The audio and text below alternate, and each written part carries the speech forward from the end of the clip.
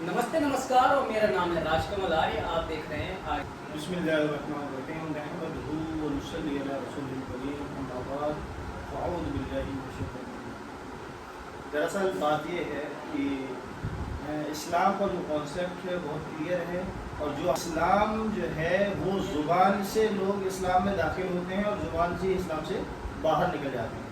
ज़ुबान से दाखिल होने से मुराद ये है कि किसी ने कलमा ला इलाहा इल्लल्लाह पढ़ लिया, अल्लाह को एक मान लिया, एक माबूद मान लिया, उसी को पैदा करने वाला, मारने वाला, उसी को परवरिश करने वाला अपना रब मान लिया और ये मान लेने पर वो इस्लाम में दाखिल हो जाता है। मुराद है दुनिया में, सृष्टि में जो कुछ भी हमें नज़र आ रहा है, जो कुछ हमें नज़र नहीं आ रहा है, ये सब ईश्वर के, अल्लाह के करने से हो रहा है। और मोहम्मद रसूलुल्लाह सल्लल्लाहु अलैहि वसल्लम अल्लाह के रसूल है, पैगम्बर है, संदेशा है। इस बात को मान लेने से इंसान इस्लाम में दाखिल हो जाता है। लेकिन अगर कोई इसी की आलोचना कर दे तो वो इस्लाम से बाहर चला जाता है। तो अब हम यहाँ पर ये कहेंगे कि नाजिया इलाही नाम है उसका, वो मुसलमान नहीं है। अगर किसी व्यक्ति ने अपना नाम इस्लामिक रख लिया है तो इससे ये बात साबित नहीं हो जाती कि वो मुसलमान है। सर क्या सादा मजहब है, अल्लाह के हुक्म, प्यारे नबी सल्लल्लाहु अलैहि वसल्लम के तरीके पर इस्लाम क्या है, टिका हुआ है।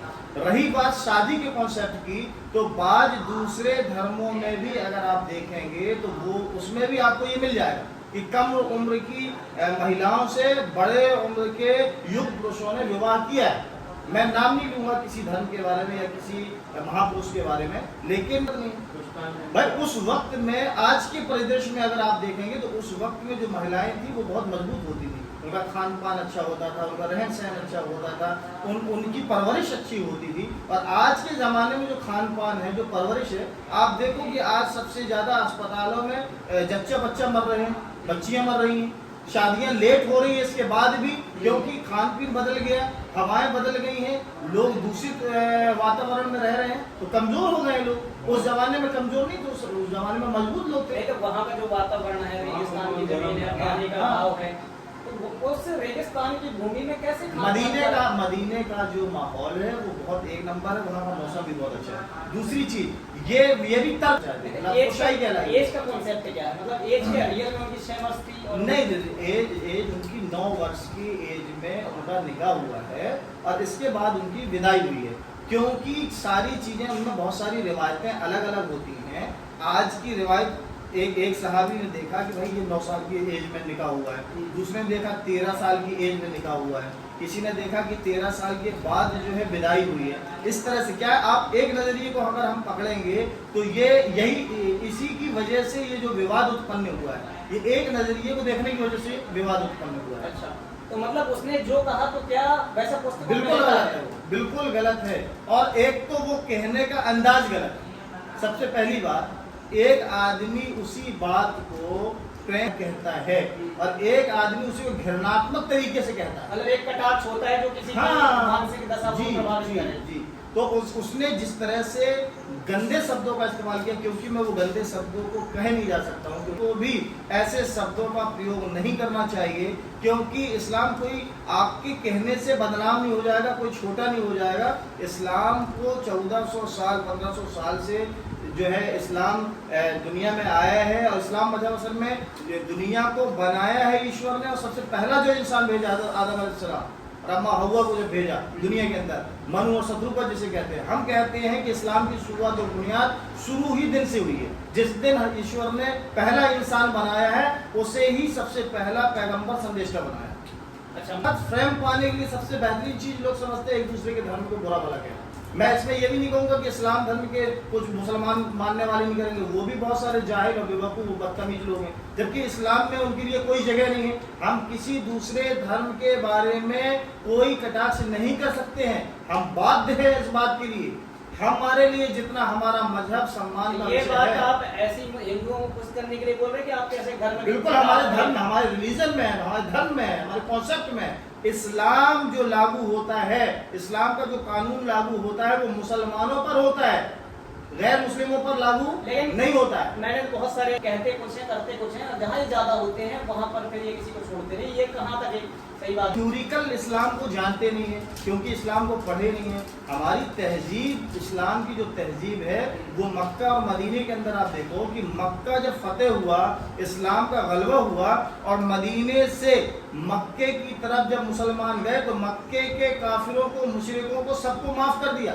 अल्लाह के रसूल ने तमाम को माफ किया, जहां तक कि अपने चाचा के कातिल हजरत हमजा रज़ी अल्लाह तआला अन्हु को जो कत्ल करने वाले थे, हिंदा और वहसी, जिन्होंने उनका कलेजा निकाल के चबाया था, उनको भी उन्होंने माफ कर दिया है और ये कह दिया कि सबको अमन है, जिसके दरवाजे खुले हों अमन, जिसके बंद हों अमन, जो घर के बाहर है अमन, जो घर के अंदर है अमन, जो मेहमानी में रिश्तेदारियों में गए सबको अमन है, सबको माफी, सबको अमन है, सबको रहने का अधिकार, खाने का अधिकार, सब कुछ। हम तो आज हमारा माफी का दिन है। किसी ने कहा कि आज बदले का दिन है हजरत मोहम्मद साहब से, क्योंकि हजरत मोहम्मद साहब और सहाबा इकराम को वहां से निकाला गया था, वहां से हिजरत करनी पड़ी थी, इस्लाम को वो फैलने भी नहीं दे रहे थे और इस्लाम के जो उमूर थे उस पर चलने भी नहीं दे रहे थे। इसलिए हजरत मोहम्मद साहब ने वहां से हिजरत करके मक्के गए और मक्के से जब फतेह हुआ मक्का, तो मक्का जब आ रहे हैं तो वो कह रहे हैं कि ये जो दिन है ये क्या का दिन है, ये माफी का दिन है।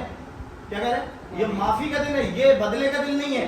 इस्लाम कहते शांति का मजहब। यदि इतना पवित्र होता मजहब, इतना इस्लाम अच्छा होता, तो ये जो आजकल लोग इस्लाम छोड़ रहे हैं, सलीम वास्तिक हो गए, एक्स मुस्लिम समीर हो गया, एडम हो गया, इनमें जो देखने का, अगर कोई आदमी आसमान की तरफ मुंह करके थूकता है तो इससे आसमान गंदा नहीं होता है। इस्लाम आसमान से भी बुलंदियों में उसके ऊपर कोई कटाक्ष कर दे, कोई बुराई कर दे, कोई कुछ करने की कोशिश करे, इससे इस्लाम को कोई फर्क पड़ने वाला नहीं है। इस्लाम अपनी ताकत के साथ है। ये तो आसमान की तरफ मुंह करके थूक रहे हैं, मुंह पे गिर रहा है उनके थूक, वो तो खुद अपने मुंह को गिर रहे हैं। मुस्लिम सीधे सीधे चुनौती। अच्छा, एक चीज और, आप कह रहे हो कि लोग इस्लाम को छोड़ क्यों रहे हैं? इस्लाम इसलिए छोड़ रहे हैं, एक तो देखो इस्लाम की शिक्षा उन्होंने प्राप्त नहीं करी है और दुनियावी शिक्षा भी प्राप्त नहीं की है। नहीं, कोई एक्स मुस्लिम में देखो, कोई भी व्यक्ति कुछ भी कर रहे, देखो इस्लाम मान लेने का नाम है। किस लिए नाम है? जैसे आप सनातन धर्म से हैं तो सनातन भी मान लेने का नाम है। आप किसी गुरु के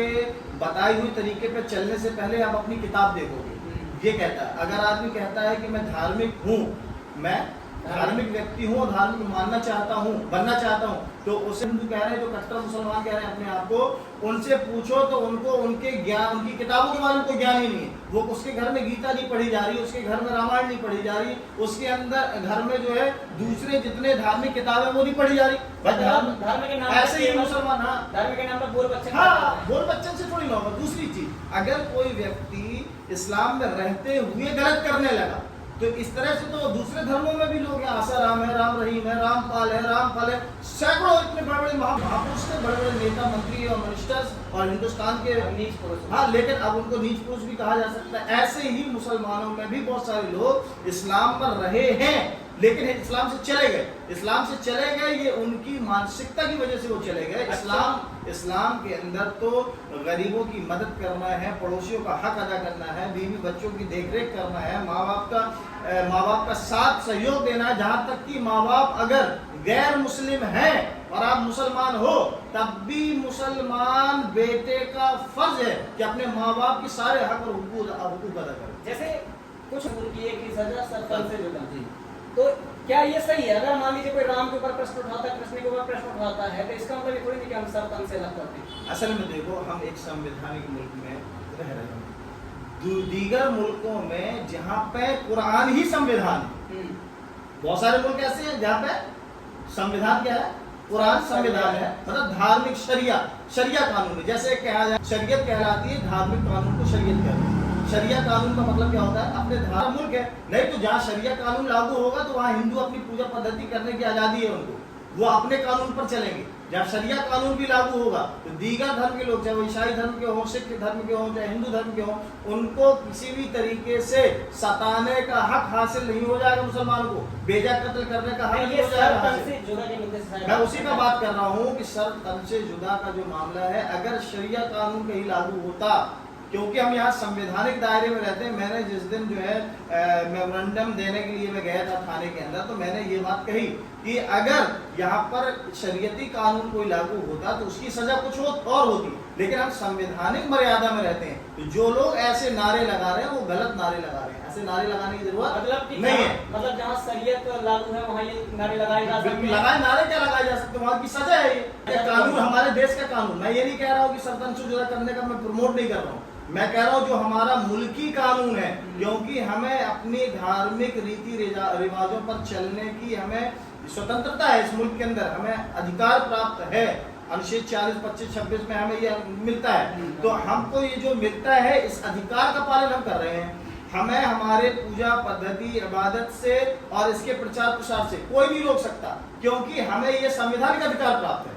लेकिन अगर कोई हमारे धर्म के प्रति, हमारे अल्लाह को, अल्लाह के रसूल को, उनके अज़वाज मुतहहारात को, सहाबा इकराम को कोई बुरा भला कहता है, इस तरह से अभद्रता करता है, तो उसको संवैधानिक तरीके से सजा मिलना चाहिए। और अगर कोई किसी देवी देवताओं को भी बुरा भला कहता है तो उसके ऊपर भी वही सजा होना चाहिए। मैं कहता हूँ कि अब तो हेट स्पीच का खात्मा हो जाना चाहिए। इतना बड़ा, इतना सख्त कानून बनना चाहिए कि हेट स्पीच की जगह न रहे।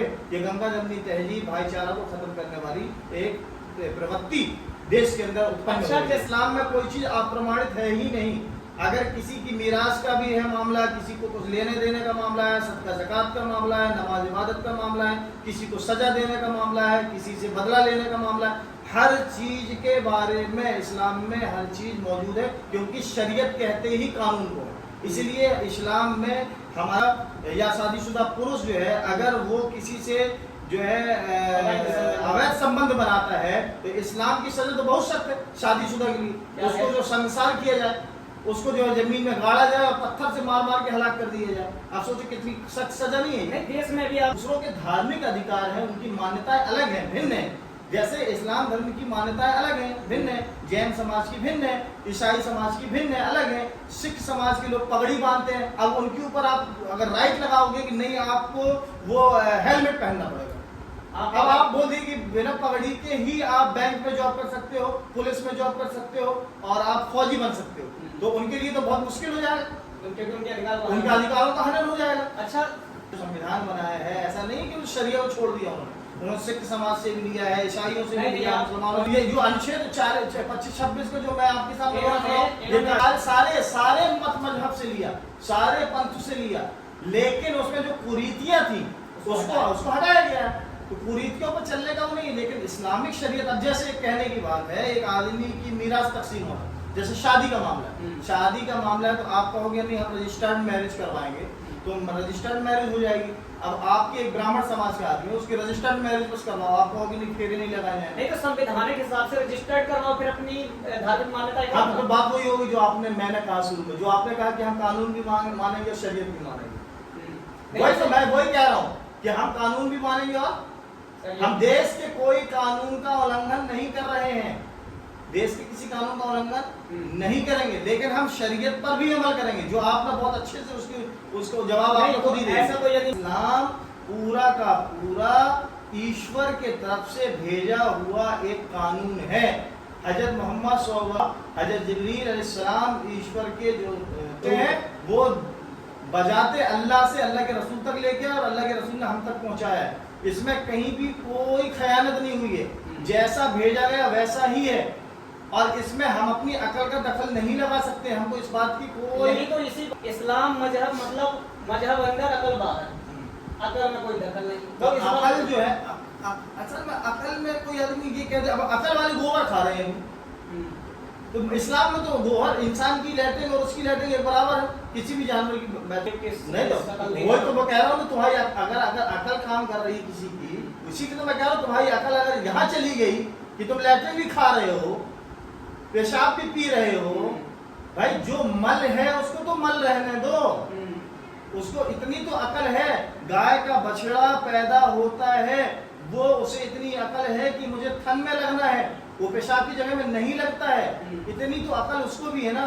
बकरी का बच्चा पैदा होके माँ के थनों पर लगता है, उसको मालूम पीने वाली जगह ये है, पीने वाली चीज ये है। देखा था किताब क्यों रखता है वो कि जो केस आएगा उस केस के हिसाब से तैयारी होगी, जो सवाल होगा उसका जवाब, क्योंकि मेरे को अपनी अकल से थोड़ी देना है, मुझे दलील के साथ देना है कि ये पॉडकास्ट हो और बिल्कुल एकदम लॉजिकल हो, प्रामाणिक हो, तथ्यात्मक हो, तो आप हमें कमेंट में अपने प्रश्न लिख सकते हैं। और से हमारा उद्देश्य किसी की धार्मिक भावनाओं को आहत करना नहीं था, एक ये सामान्य सी चर्चा थी। तो सर आपका बहुत बहुत आभार, आपने कीमती वक्त दिया।